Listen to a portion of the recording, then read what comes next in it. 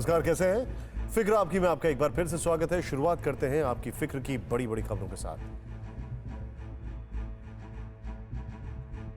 सबसे पहले अगर हम बात करें फिक्र आपकी में, तो आज की पहली बड़ी खबर जो है वो हम आपको बताएंगे किस तरीके से जिस कोविड वैक्सीन को एज सेफ एज वाटर कहा गया था, आज देश के प्रधानमंत्री नरेंद्र मोदी ने वही टीका लगवाया। अपनी बारी आने पर ही टीका लगवाना और आत्मनिर्भर भारत का टीका लगवाना, इनमें कौन से दो संकेत छिपे हैं? आपको यह भी बताएंगे कि मार्च से कोरोना का रिवर्स मार्च कैसे शुरू हो गया है। आज से आम आदमी को टीका लगना शुरू हो गया और अगर आपको टीका लगवाना है तो क्या करना होगा। आज देश के प्रधानमंत्री ने किसानों के अंदर से कॉन्ट्रैक्ट का डर निकालने की कोशिश की। आज हम इसी डर को डेयरियों के जरिए समझाएंगे। कैसे देश में दूध की गंगा बह निकली, वो भी ना के बराबर सरकारी हस्तक्षेप के। पश्चिम बंगाल में आचार संहिता लागू हो चुकी है और माना जा रहा था कि इसके बाद सियासी हिंसा का दौर थम जाएगा, लेकिन कैसे एक बार फिर लोकतंत्र की आत्मा आहत हुई, यह आपको विस्तार से समझाएंगे। सबसे पहले फिक्र वैक्सीन और कोरोना के खिलाफ जारी जंग में एक और बड़े कदम की। आज से देश में कोविड वैक्सीनेशन के दूसरे चरण की शुरुआत हो गई है। 16 जनवरी से पहले चरण में हेल्थ केयर और फ्रंटलाइन वर्कर्स को वैक्सीन लगने के 44 दिन बाद आज दूसरे चरण की शुरुआत हुई, जिसमें 60 साल से ज्यादा उम्र के लोगों के साथ साथ 45 साल से ज्यादा उम्र वाले उन लोगों को वैक्सीन लगनी शुरू हुई जो गंभीर बीमारियों से जूझ रहे हैं। दूसरे चरण में आज प्रधानमंत्री मोदी ने कोवैक्सीन लगवाई। वो स्वदेशी वैक्सीन जिस पर विपक्ष सवाल उठा रहा था, तो कुछ वैक्सीन कंपनियां उसे पानी जैसा बता रही थी, लेकिन प्रधानमंत्री मोदी ने वही कोवैक्सीन लगवाकर स्वदेशी टीके के खिलाफ अफवाह फैला रहे गैंग को बड़ी चोट दी और आम हिंदुस्तानी के मन में वैक्सीन को लेकर विश्वास बढ़ाया। आज से 60 साल से ज्यादा उम्र के लोगों को वैक्सीन लगने लगी है और प्रधानमंत्री ने भी अपनी बारी आने का इंतजार किया और एक आम नागरिक की तरह एम्स में वैक्सीन लगवाई। जब दिल्ली जगी भी नहीं थी, तब प्रधानमंत्री मोदी कोरोना का टीका लगवा चुके थे।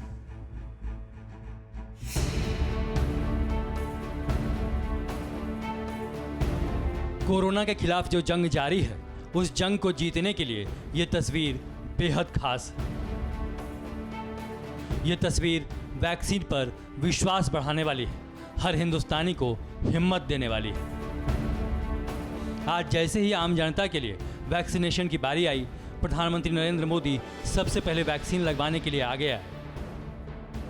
पीएम मोदी सुबह 6 बजे के करीब दिल्ली में एम्स पहुंचे, जहां उन्हें स्वदेशी वैक्सीन कोवैक्सीन की डोज दी गई। उन्होंने प्रोटोकॉल का पालन किया।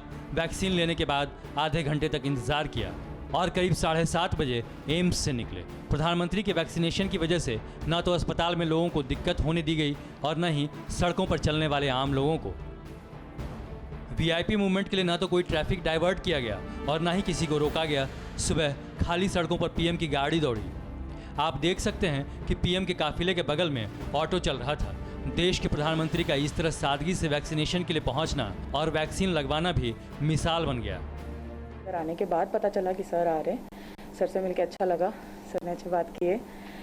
सर को भारत बायोटेक की कोवैक्सीन दिया गया है फर्स्ट डोज। तो और पूछताछ की है सर, हम कहाँ से बिलोंग करते वगैरह, बात हुई सर से। और वैक्सीन देने के बाद सर ने बोला लगा भी दिए, पता भी नहीं चला करके। हम बहुत खुश हो के गया सर बहुत खुश हो गया था और थैंक यू बोला, वणकम भी बोला। वैक्सीन की पहली डोज लगने के बाद पीएम मोदी ने ट्वीट किया, मैंने एम्स में कोविड-19 वैक्सीन की पहली डोज ली। कोविड-19 के खिलाफ वैश्विक लड़ाई को मजबूत करने के लिए हमारे डॉक्टरों और वैज्ञानिकों ने जितनी तेज़ी से काम किया है वह असाधारण है। मैं उन सभी से वैक्सीन लेने का आग्रह करता हूं जो इसके लिए योग्य हैं। आइए हम सब मिलकर भारत को कोविड-19 मुक्त बना दें। प्रधानमंत्री का कोरोना वैक्सीन लेने की ये तस्वीरें पूरे देश का भरोसा बढ़ाने वाली हैं। स्वदेशी वैक्सीन को लेकर जो भी सवाल उठ रहे थे या जो भी सवाल उठा रहे थे, उन सबको जवाब दिया। मैं तो नहीं लगवाऊंगा अभी वैक्सीन, मैंने अपनी बात कह दी और वो भी बीजेपी लगाएगी, उसका भरोसा करूंगा मैं। पहला कोरोना का टीका मोदी जी नहीं लगवाना चाहते, मोदी जी के केंद्रीय मंत्रीगण नहीं लगवाना चाहते, मोदी जी के मुख्यमंत्री नहीं लगवाना चाहते, तो ये उनकी राय है, हम इसमें उन्हें कोई चुनौती नहीं देंगे। जिस स्वदेशी कोरोना वैक्सीन को लेकर विवाद खड़ा किया जा रहा था, सवाल उठाए जा रहे थे, पीएम मोदी ने भारत बायोटेक की वही कोवैक्सीन अपने लिए चुनी। संदेश बिल्कुल सीधा और साफ है कि कोरोना वैक्सीन 100% सुरक्षित और असरदार है। प्रधानमंत्री जी ने स्वयं एक जैसे लीडिंग बाय एग्जाम्पल खुद उन्होंने जो है वैक्सीन लेकर सारे देशवासियों को बहुत बड़ा संदेश दिया है। इसलिए कोई किसी प्रकार से वैक्सीन के संदर्भ में किसी को मन में कोई भी गलत फहमी नहीं रखनी चाहिए। लोगों की सेहत और समाज को लोगों की सेहत और सलामती का तो संदेश है ही, साथ ही जो लोग मेड इन इंडिया वैक्सीन पर सियासी वैक्सीन चढ़ा रहे थे उनके लिए भी ये सबक है। पीएम मोदी ने वैक्सीन लगवाकर एक तरह से सभी शंकाओं को निराधार साबित कर दिया है और इससे टीके के प्रति आम जनता में विश्वास पैदा होगा। लेकिन पीएम मोदी के वैक्सीनेशन में भी विपक्ष को सियासत नजर आई। उन्होंने गमछा पहने हैं और केरल और तमिलनाडु की नाश को भी उन मदद ले रहे हैं। संयोग से ऐसा लगता है कि 3 राज्यों में चुनाव है और ये चुनाव में लगता है कि वैक्सीनेशन में भी चुनाव हावी है। जब उनका नंबर आया तो सबसे पहले उनने वैक्सीन लगवाई। बाकी जो टिप्पणियां लोग कर रहे हैं तो अब लोगों के पास में दूसरा काम बचा नहीं है, सब कपड़े देखना, बाजू में कौन खड़ा था, वो किस राज्य की थी। मुझे लगता है कि ये सोच बहुत खतरनाक है। व्यक्ति कितना खतरनाक है मुझे नहीं पता, लेकिन ये सोच बहुत खतरनाक है, विभाजनकारी है, जहरीली है। अब केरल की नर्स या पांडिचेरी की नर्स ये कहना, किसको नहीं पता कि इन राज्यों से बड़ी मात्रा में लोग रहते हैं। तो ये कोरोना वॉरियर्स उन योद्धाओं का अपमान ना करें तो अच्छा होगा। प्रधानमंत्री ने आज वैक्सीन लेकर आम लोगों के अंदर भरोसा बढ़ाने का काम जरूर किया है। प्रधानमंत्री नरेंद्र मोदी के अलावा आज कई और नेताओं ने भी वैक्सीन लगवाई है। आज ही उपराष्ट्रपति वेंकैया नायडू ने वैक्सीन लगवाई। गृह मंत्री अमित शाह ने भी वैक्सीन की पहली डोज ली। बिहार के सीएम नीतीश कुमार, उड़ीसा के सीएम नवीन पटनायक, एनसीबी चीफ शरद पवार ने भी वैक्सीन लगवाई है। मध्य प्रदेश के स्वास्थ्य मंत्री ने भी वैक्सीन की पहली डोज ली है। लोगों से अपना नंबर आने पर वैक्सीन लगवाने की अपील भी की है। प्रधानमंत्री मोदी समेत तमाम नेताओं के वैक्सीन लगवाने का बहुत बड़ा असर पड़ेगा, क्योंकि वैक्सीन को लेकर जो हिचक और संकोच लोगों में है वो नेताओं को वैक्सीन लगने के बाद काफी हद तक दूर होगी।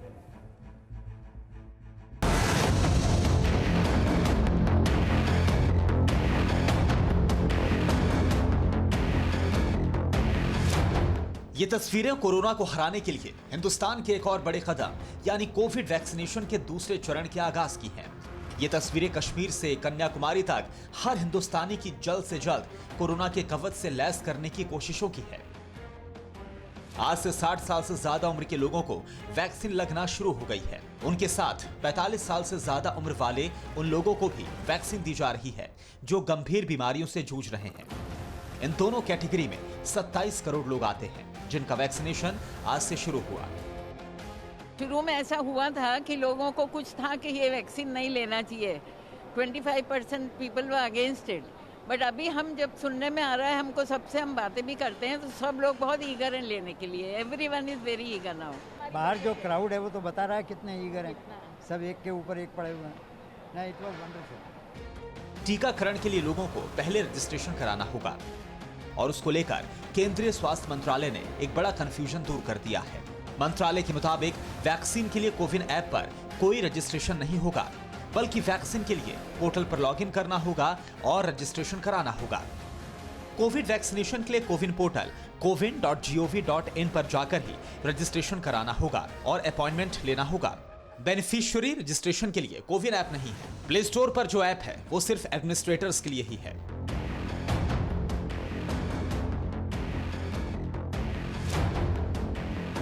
मतलब ये कि रजिस्ट्रेशन के लिए कोविन पोर्टल cowin.gov.in पर जाना होगा। इसके अलावा आरोग्य सेतु ऐप के जरिए भी रजिस्ट्रेशन करा सकते हैं और आप अपने नजदीक के वैक्सीनेशन सेंटर पर जाकर भी रजिस्ट्रेशन करा सकते हैं।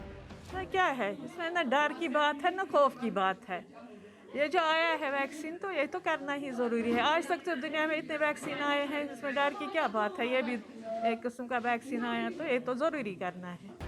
अभी तक जो हेल्थ और फ्रंटलाइन वर्कर्स को टीका लग रहा था उनका रजिस्ट्रेशन सरकार ने किया था। उनके पास वैक्सीनेशन सेंटर और वक्त का मैसेज आता था। लेकिन अब लोग अपने घर के पास के सेंटर पर अपॉइंटमेंट ले सकेंगे। 10,000 सरकारी अस्पतालों के अलावा 20,000 प्राइवेट अस्पतालों में टीकाकरण होगा। सरकारी अस्पतालों में टीका फ्री में लगेगा, वहीं प्राइवेट अस्पतालों में 250 रुपए देने होंगे। भरोसा रखें, बिल्कुल ठीक है। हर लिहाज से ठीक है। वर्ल्ड में हम नंबर 1 है और नंबर 1 ही रहेंगे। वो लगवाएं, ज़रूर लगवाएं, और लगवाने में तो कोई हर्ज नहीं है।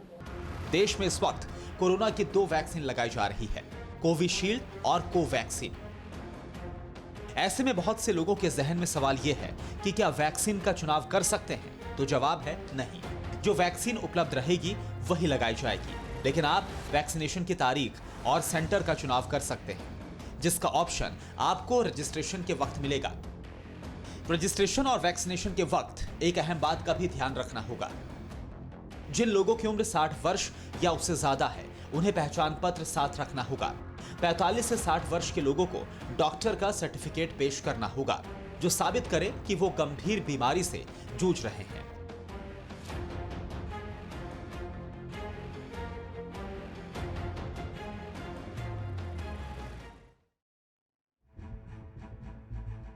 इस वक्त वैक्सीनेशन का दायरा और रफ्तार बढ़ाने की सख्त जरूरत थी, क्योंकि देश में कई राज्यों में कोरोना एक बार फिर पैर पसारता जा रहा है। CSIR के DG शेखर मांडे ने आगाह किया है कि कोरोना संकट अभी खत्म नहीं हुआ है, और अगर महामारी की लहर फिर से आती है तो उसके बहुत गंभीर परिणाम होंगे। पिछले 5 दिन से रोजाना 15,000 से ज्यादा मामले सामने आ रहे हैं, और रोज जितने नए मरीज सामने आ रहे हैं उससे कम मरीज रिकवर हो रहे हैं, जिसका नतीजा ये हो रहा है कि एक्टिव केस यानी इलाज करा रहे मरीजों की संख्या बढ़ती जा रही है। 31 दिसंबर को देश में 2,52,701 एक्टिव केस थे, जो 31 जनवरी को घटकर 1,65,685 हो गए, और 14 फरवरी तक ये घटकर 1,36,845 हो गए। लेकिन फरवरी खत्म होते होते ये फिर से 1,65,000 के आंकड़े को पार कर गया। यही वजह है कि सरकार ने वैक्सीनेशन का दायरा बढ़ाकर हेल्थ केयर और फ्रंटलाइन वर्कर्स के साथ ही 60 साल से ज्यादा उम्र के लोगों को और 45 साल से ज्यादा उम्र के गंभीर बीमारियों से जूझ रहे लोगों को भी शामिल कर दिया है। वैक्सीनेशन की रफ्तार बढ़ाने के लिए सरकार ने प्राइवेट अस्पतालों को भी वैक्सीनेशन प्रोग्राम में शामिल कर दिया, ताकि जल्द से जल्द हर हिंदुस्तानी को कोरोना के खिलाफ वैक्सीन के कवच से लैस किया जा सके। और अब बात किसान आंदोलन की। करीब 3 महीने से ज्यादा समय से दिल्ली के बॉर्डर पर चल रहे आंदोलन को पूर्वांचल और अवध के इलाकों में पहुंचाने की तैयारी हो गई है। खबर है कि भारतीय किसान यूनियन जल्द ही मिर्जापुर, वाराणसी, गोरखपुर जैसे इलाकों में महापंचायत की तारीखों का ऐलान कर सकता है। इस बीच हरियाणा में दूध की सप्लाई रोकने का आंदोलन बढ़ता जा रहा है। हिसार के बाद जिंद में भी किसानों ने फैसला किया है कि वो सहकारी समितियों को 100 रुपए प्रति लीटर से कम कीमत पर दूध नहीं देंगे। आज कई गांव के किसानों ने दूध की सप्लाई रोक दी और बचा हुआ दूध या तो किसान के आंदोलन में भिजवा दिया या फिर अपने घरों में ही रख लिया। खाप पंचायतों के कहने पर किसानों ने 1 से 5 मार्च तक दूध को लेकर इसी तरह विरोध जताने का फैसला किया है।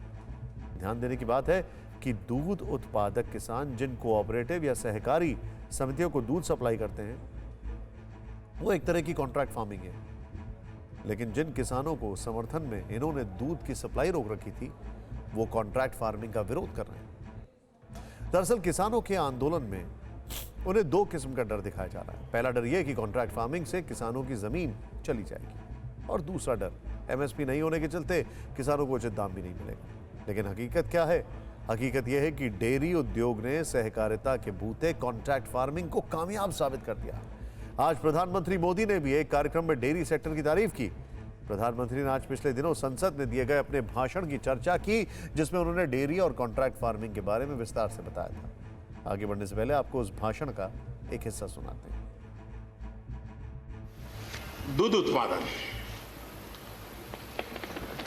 किसी बंधनों में बंधा हुआ नहीं है, न पशुपालक बंधनों में बंधा हुआ है, न दूध बंधनों में बंधा हुआ। लेकिन मजा देखिए,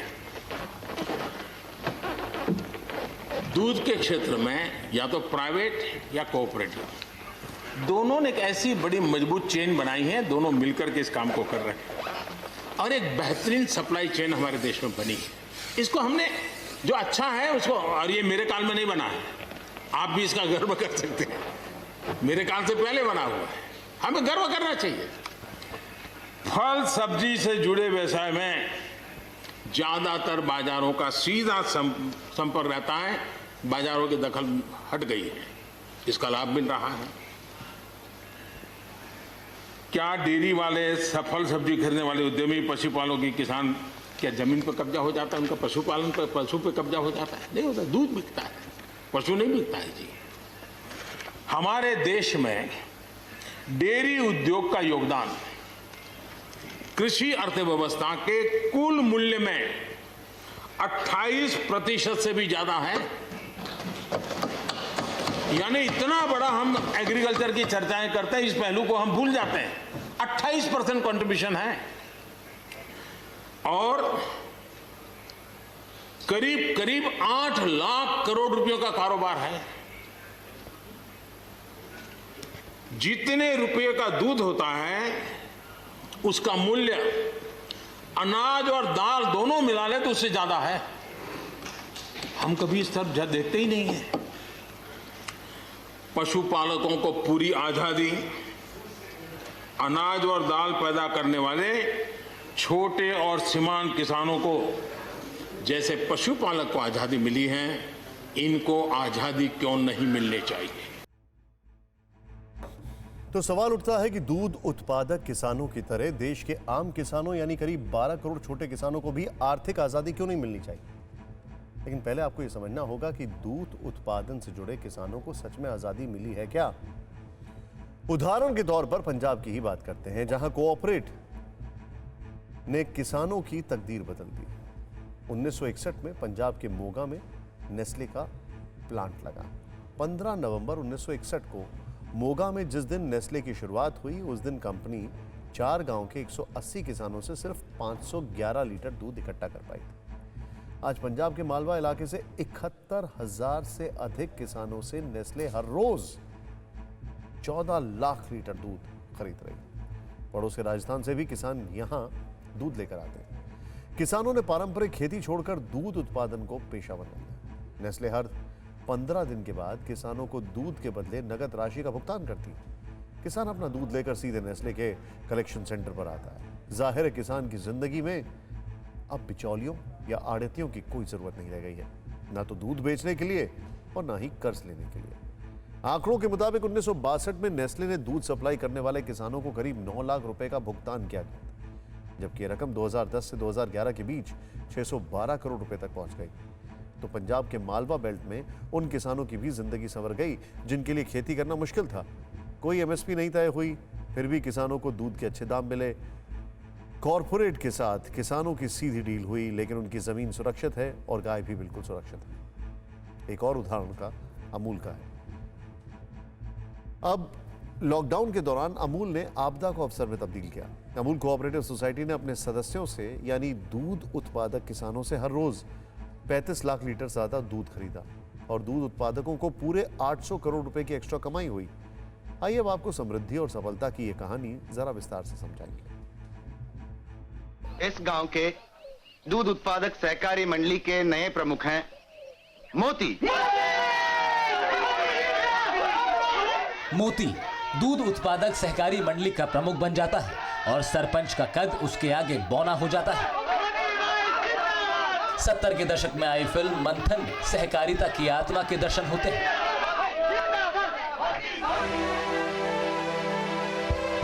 इसी सहकारिता ने एक असाधारण जादू पैदा किया जिसका नाम है आनंद मिल्क यूनियन लिमिटेड यानी अमूल।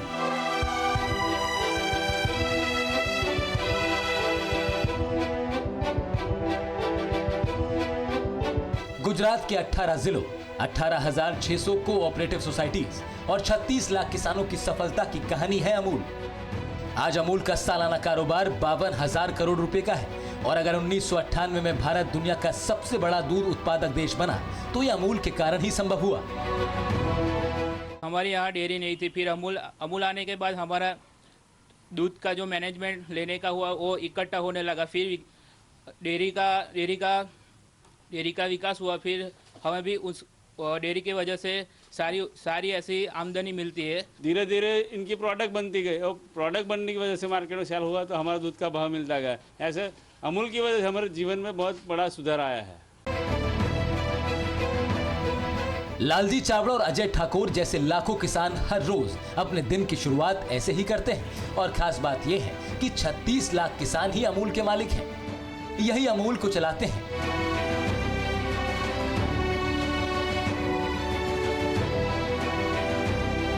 इसका वित्तीय प्रबंधन करते हैं, इसका निवेश देखते हैं और ये सभी लोग अपने आप में एक ग्लोबल ब्रांड है। आप कहेंगे ये कैसे संभव है?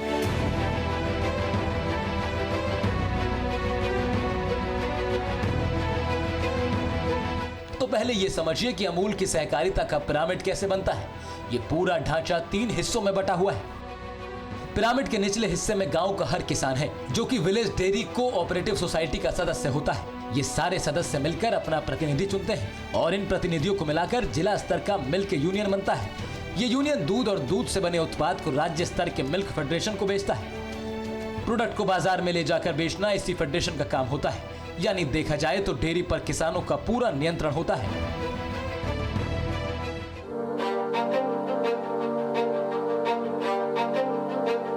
जिला स्तर के यूनियन को दूध की प्रोसेसिंग और पैकेजिंग की जिम्मेदारी निभानी होती है।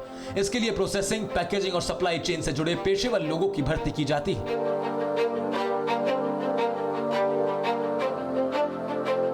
यहां ध्यान देने वाली बात यह है कि किसानों और बाजार के बीच कोई बिचौलिया नहीं है। यही वजह है कि छोटे से छोटे दूध उत्पादक किसान को भी कभी आर्थिक तंगी का सामना नहीं करना पड़ता। गांव में बनी दूध कोऑपरेटिव सोसाइटी के सदस्य यानी किसानों के लिए वक्त की पाबंदी बहुत जरूरी है। साथ ही उन निर्देशों का पालन करना भी जरूरी है जो डेयरी की तरफ से मिले हैं। यानी जानवरों को साफ सुथरा रखना है, चारे में किसी किस्म का केमिकल नहीं इस्तेमाल करना है और सबसे बड़ी बात, दूध को सही वक्त पर कलेक्शन सेंटर तक पहुंचाना है। ये इसलिए भी जरूरी है क्योंकि किसान दूध को अपने घर में रखेगा तो उसके खराब होने का भी खतरा होगा, जबकि कलेक्शन सेंटर तक दूध पहुंचाने का मतलब है कि अब दूध पूरी तरह से सुरक्षित है। वो ग्राम्य कक्षा पे जो मिल्क समिति है, दूध मंडली है, वहां पे लाते हैं, जहां पे उनका गुणवत्ता के आधार पे उनका टेस्टिंग होता है। उस हिसाब से वहां पे लगे बीएमसी बल्क मिल्क कूलर में उसको संग्रहित किया जाता है। दिन में 2 बार ये प्रोसेस होती है, मॉर्निंग एंड इवनिंग, और सुबह शाम ये लोग दूध इकट्ठा करके यहाँ से जो अमूल डेयरी का प्लांट है वहां से करीबन 150 से ज्यादा इंसुलेटेड मिल्क टैंकर गांव में जाती है। आमतौर पर सुबह 11 बजते बजते दूध की गाड़ियां गांव से निकलकर डेयरी प्लांट की ओर बढ़ जाती हैं और इसी तरह शाम को दोबारा एक तय वक्त पर ये गाड़ियां दोबारा गांव के दूध कलेक्शन सेंटर तक पहुंचती हैं। दूध के ये टैंकर 20,000 लीटर तक की क्षमता वाले होते हैं और इन्हें 5 डिग्री से कम तापमान पर रखा जाता है। वर्ष 1950 में नेस्ले का मिल्क पाउडर बहुत मशहूर था। तब तक मिल्क पाउडर सिर्फ गाय के दूध से बनाया जा सकता था। यूरोप में गाय का दूध ज्यादा होने की वजह से वहां यह तकनीक शुरू हो गई थी, लेकिन भारत में भैंस के दूध का उत्पादन ज्यादा होता था। 60 के दशक में डॉक्टर वर्गीस कुरियन ने भारतीय वैज्ञानिक एच.एम. डलाया को भैंस के दूध से मिल्क पाउडर तैयार करने की जिम्मेदारी सौंपी और डलाया ने यह कर दिखाया। यह एक क्रांतिकारी कदम था। इसके 30 साल बाद अमूल ने भारत में और बाद में पूरी दुनिया में नेस्ले को पीछे छोड़ दिया।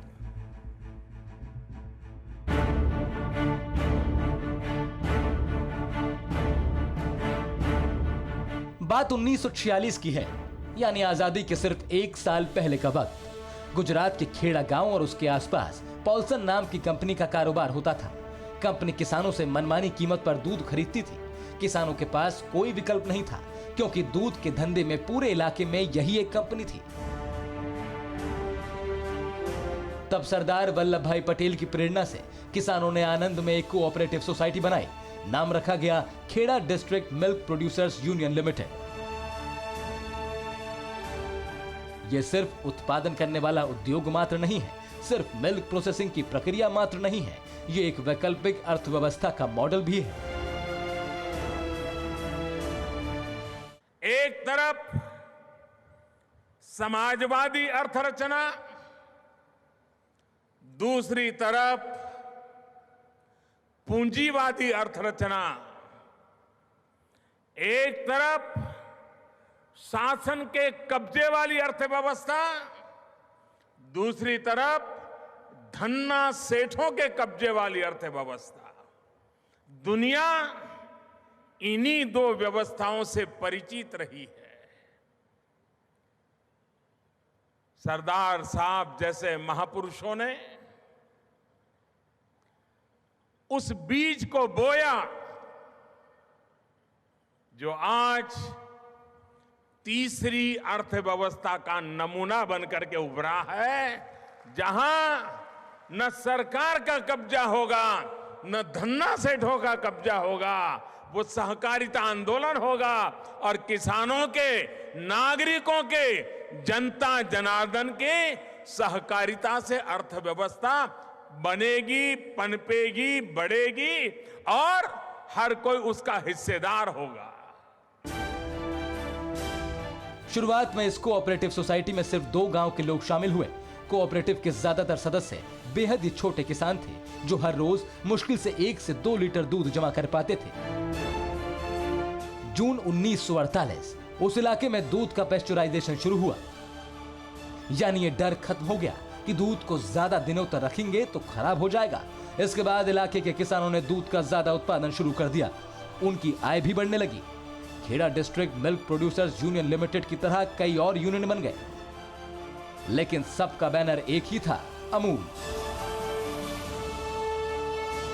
1955 में सभी कोऑपरेटिव यूनियन को मिलाकर राज्य स्तरीय कोऑपरेटिव सोसाइटी बनाई गई। इसका नाम दिया गया Gujarat cooperative milk marketing federation limited. दूध का ब्रांड वही रहा, अमूल।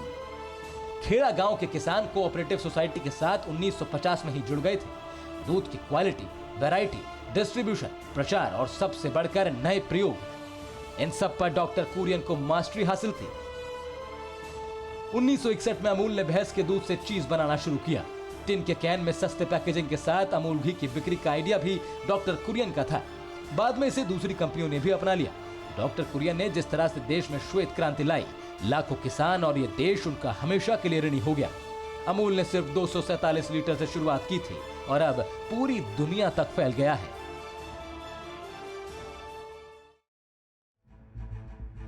आज की तारीख में जब कई बार लोग अपने अलावा किसी और की सुनने को राजी नहीं होते, तब सहकारिता एक प्रेरणा की धारा साबित होती है। प्रेरणा इस बात की कि हम इकट्ठा हो जाएं तो क्या कुछ नहीं कर सकते। आपको आखिर में एक रोचक जानकारी देते हैं। श्याम बेनेगल की फिल्म मंथन भी सहकारिता से ही संभव हुई। फिल्म के प्रोडक्शन में अमूल के हर सदस्य यानी हर किसान ने 2 रुपए का योगदान किया।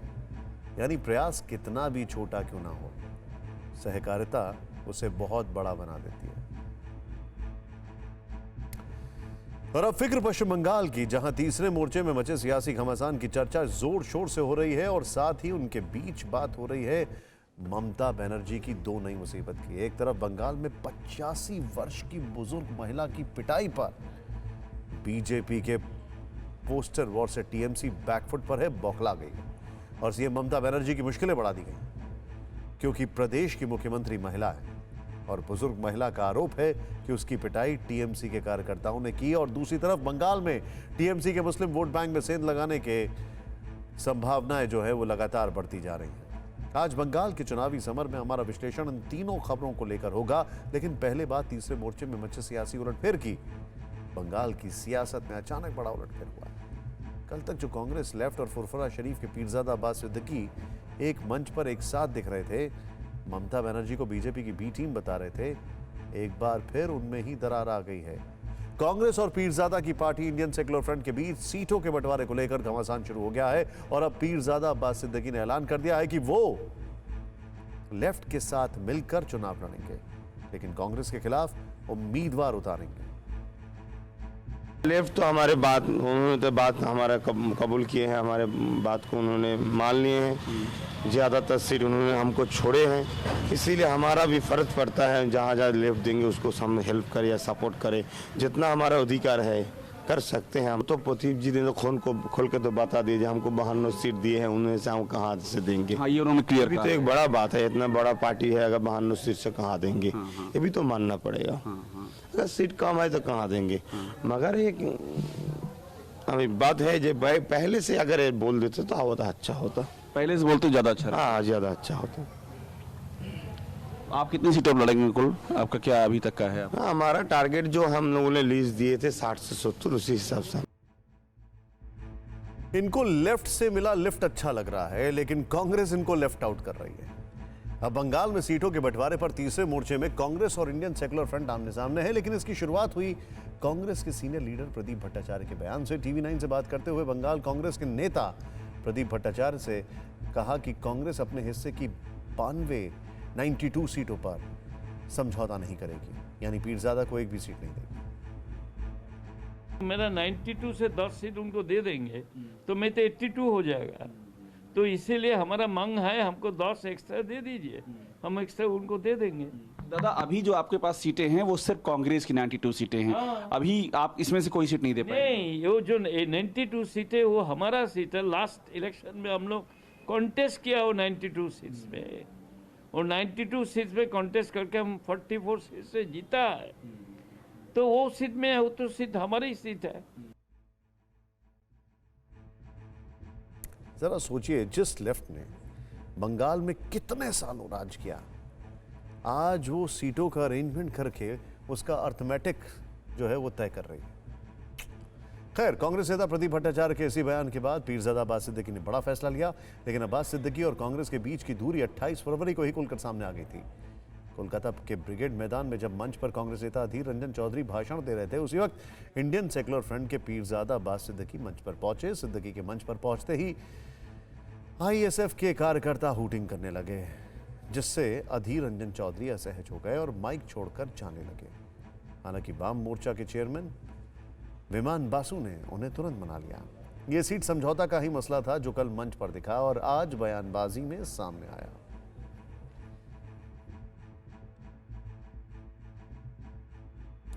पश्चिम बंगाल में जैसे जैसे वक्त बीत रहा है, पहले चरण के चुनाव की तारीखें नजदीक की आ रही हैं। सियासी लड़ाई तेज हो गई।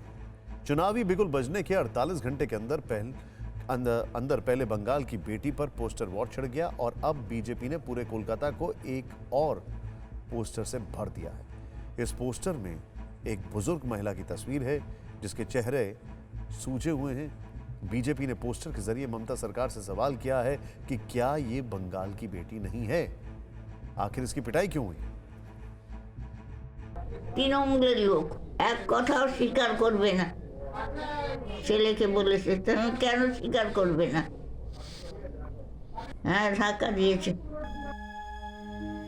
85 साल की सोवा मजूमदार की माने तो बंगाल में आचार संहिता जरूर लग गई है, लेकिन बंगाल की सियासत का व्यवहार नहीं बदला। इससे पहले कि सियासी लड़ाई से आपको रूबरू कराएं, एक बुजुर्ग महिला की पीड़ा देख लीजिए, जो ना तो कुछ खा पा रही हैं, ना ही ठीक से बोल पा रही हैं और ना ही ठीक से बैठने की हालत में हैं। आंख और हाथ तो बुरी तरह सूजे हुए हैं, आंखों के नीचे खून का थक्का जम गया है। महिला के चेहरे पर जख्म के इतने गहरे निशान हैं कि आप इन्हें ना तो देख सकते हैं, ना हम दिखा सकते हैं, लेकिन बंगाल की खूनी सियासत का सच आपको जरूर सुनना चाहिए। তৃণমূলের লোক এক কথাও স্বীকার করবে না, ছেলেকে বলেছে তুমি কেন স্বীকার করবে না? হ্যাঁ, ধাক্কা দিয়েছে।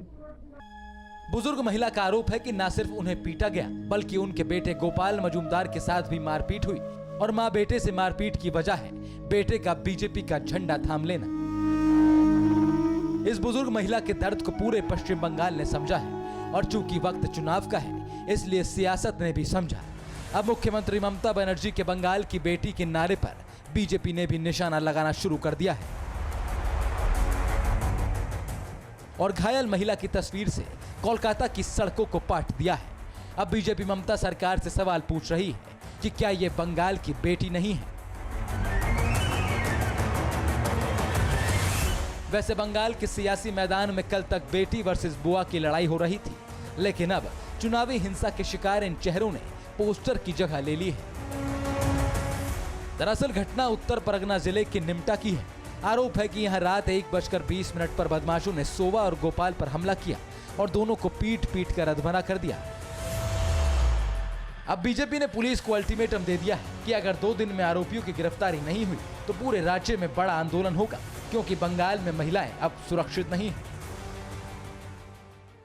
पर बंगाल के अंदर महिलाओं की स्थिति बहुत खराब है और सबसे ज़्यादा महिलाओं की अपहरण के बाद उनकी अभी तक खोज नहीं की जा सकी। वो प्रदेश भी बंगाल भी, और ये शर्म की बात है कि वहाँ की मुख्यमंत्री महिला है। कब तक हिंसा दीदी, कब तक तोड़फोड़, सब कुछ तो बर्बाद कर दिया तुमने। और मैं आज कह रहा हूँ, नूर की एक किरण जुल्मात पे भारी होगी। ममता दीदी, रात तुम्हारी है लेकिन सुबह हमारी होगी। टीएमसी का दावा है कि इस घटना को बीजेपी ने ही अंजाम दिया है। बीजेपी ने अपनी गंदी राजनीति के लिए बिस्तर पर पड़ी बुजुर्ग महिला को भी नहीं छोड़ा। टीएमसी सांसद नुसरत जहां ने शोवा के दूसरे बेटे गोविंद मजूमदार का एक वीडियो शेयर किया है, जिसमें गोविंद ने अपनी मां पर हुए हमले के पीछे बीजेपी का ही हाथ बताया।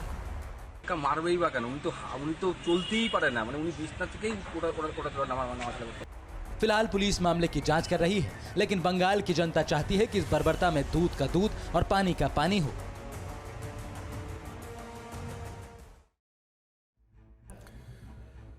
ये लोकतंत्र की आत्मा को आहत करने वाली तस्वीरें हैं, चाहे इसका कसूरवार कोई भी हो, लेकिन देश में ऐसी सियासत की आज़ादी नहीं दी जा सकती। ये पूरे देश और पूरे सिस्टम को समझना होगा और ऐसी घटनाओं को सख्ती से रोकना होगा। और अब फिक्र हेडलाइंस। टीवी9 भारतवर्ष की खबर का असर, ममता सरकार में मंत्री फिरहाद हकीम की मुश्किलें बढ़ी। बीजेपी ने चुनाव आयोग से शिकायत की, फिरहाद पर मस्जिद से चुनाव प्रचार का आरोप। पीरजादा से गठबंधन पर कांग्रेस में दरार, आनंद शर्मा का अधीर रंजन पर हमला, बोले आईएसएफ से अलायंस कांग्रेस विचारधारा और धर्मनिरपेक्षता के खिलाफ। पंजाब में सीएम अमरिंदर के प्रधान सलाहकार बने प्रशांत किशोर, अमरिंदर सिंह ने ट्वीट कर दी जानकारी, बोले पंजाब की भलाई के लिए हम साथ आए। मुंबई ब्लैकआउट पर चीनी साजिश का खुलासा, अमेरिकी अखबार का दावा, चीनी हैकर्स ने किया था पावर ग्रिड पर साइबर अटैक। महाराष्ट्र सरकार ने भी चीन पर जताया शक। कोरोना वैक्सीन पर पीएम मोदी ने दूर किया भ्रम, एम्स में लगवाया कोरोना टीका, बोले टीका लगा पता भी नहीं चला, बेफिक्र होकर लगवाएं वैक्सीन। और अब देखते हैं खबरें पॉजिटिव। कोरोना से बचाव के लिए बनाए गए टीके के दुनिया भर में 2 शॉट्स लगाए जा रहे हैं, लेकिन एक नई स्टडी में खुलासा हुआ है कि जिन लोगों को कोरोना संक्रमण हुआ था और जो अब ठीक हो चुके हैं, उन्हें सिर्फ 1 डोज देने की जरूरत है। मॉडर्ना और फाइजर की वैक्सीन को लेकर मशहूर हेल्थ साइंस वेबसाइट medRxiv की स्टडी में 109 लोगों में एंटीबॉडी रिस्पॉन्स का अध्ययन किया गया। भारतीय अर्थव्यवस्था की रीढ़ यानी खेती के लिए कोरोना की आपदा अवसर में बदल रही है। कृषि उत्पादन में इजाफा होने के साथ साथ फॉरेन ट्रेड में भी हिस्सेदारी बढ़ी है। इस समय अंतर्राष्ट्रीय बाजार में चावल, चीनी, गेहूं, मक्का समेत तमाम कृषि उत्पादों के दाम में बेतहाशा बढ़ोतरी हुई है। इससे भारत के निर्यात में भी इजाफा हो रहा है। अप्रैल से दिसंबर के दौरान गेहूं के निर्यात मूल्य में पिछले साल के मुकाबले 456% की बढ़ोतरी हुई है। गैर बासमती चावल के निर्यात के मूल्य में भी करीब 123% का इजाफा हुआ है। रेलवे ने यात्रियों को सुविधा देते हुए अपने यूटीएस ऑन मोबाइल ऐप पर अनारक्षित जनरल टिकट की बुकिंग एक बार फिर शुरू कर दी है। कुछ समय के लिए रेलवे ने ऑनलाइन अनारक्षित जनरल टिकट की बुकिंग रोक दी थी, लेकिन अब एक बार फिर रेल यात्रा करने वालों के लिए खुशी की बात है कि भारतीय रेलवे में सफर करने वाले लोग मोबाइल ऐप से जनरल टिकट बुक कर पाएंगे। खादी और ग्रामोद्योग आयोग के ई मार्केट पोर्टल का लॉन्च के बाद महज 8 महीने में ही ग्रॉस टर्नओवर 1 करोड़ 12 लाख रुपए के पार पहुंच गया। ये पोर्टल 7 जुलाई 2020 को लॉन्च हुआ था। अब तक 10,000 ग्राहकों के ऑर्डर की डिलीवरी हो चुकी है। प्रति ग्राहक 11,000 रुपए की औसत ऑनलाइन खरीदारी हुई। जाम लगने पर आपको नेशनल हाईवेज पर टोल नहीं चुकाना होगा, लेकिन इसके लिए एक शर्त होगी। सूत्रों के मुताबिक सरकार जिस योजना पर काम कर रही है, अगर वो लागू हुई तो टोल प्लाजा की हर लेन पर एक अलग रंग की लाइन बनाई जाएगी। जाम लगा और गाड़ियों की कतार इस लाइन को छू गई तो टोल ऑपरेटर को उस लेन का गेट खोलना होगा। फिर उस लेन से सभी गाड़ियां बिना टोल चुकाए जा सकेंगी। सरकार टेलीकॉम से जुड़े धोखाधड़ी मामलों की जांच के लिए लॉ एजेंसियों, वित्तीय संस्थानों और टेलीकॉम सर्विस प्रोवाइडर के साथ काम करने के लिए DIU यानी डिजिटल इंटेलिजेंस यूनिट नाम की एक नोडल एजेंसी स्थापित करने की योजना बना रही है। इसका उद्देश्य भारत में डिजिटल धोखाधड़ी से निपटने में मदद करना है। अप्रैल से बैंकों में पड़े आपके फिक्स डिपॉजिट पर ज्यादा ब्याज मिल सकता है। ऐसा इसलिए क्योंकि रिजर्व बैंक ब्याज दरों को बढ़ाने की योजना बना रहा है। हालांकि अगर आप बैंक से लोन लेते हैं तो आपको ज्यादा ब्याज भरना पड़ सकता है, क्योंकि जब RBI ब्याज दरें बढ़ाएगा तो बैंक डिपॉजिट और लोन दोनों की दरें बढ़ेंगी। ब्याज दरों को इसलिए बढ़ाया जाएगा क्योंकि महंगाई को काबू में करना है। और अब देखते हैं जो है सो है दिनेश गौतम के साथ।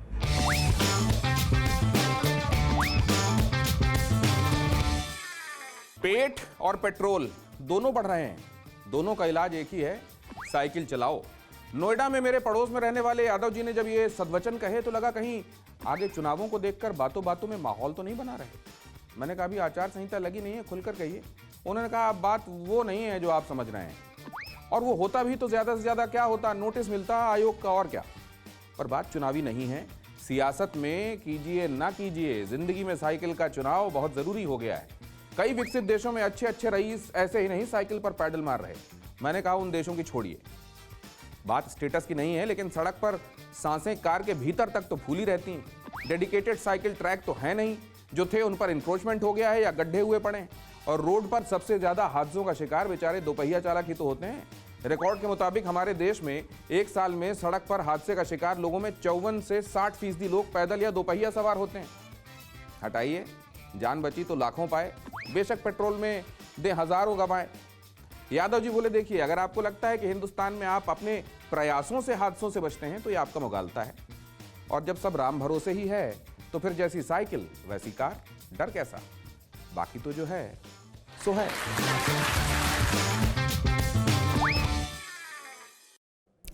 दुनिया में जहां जहां ऐसी दिक्कतें हैं, जहां जहां ऐसी दिक्कतें हैं, वहां पब्लिक ट्रांसपोर्ट बहुत मजबूत है।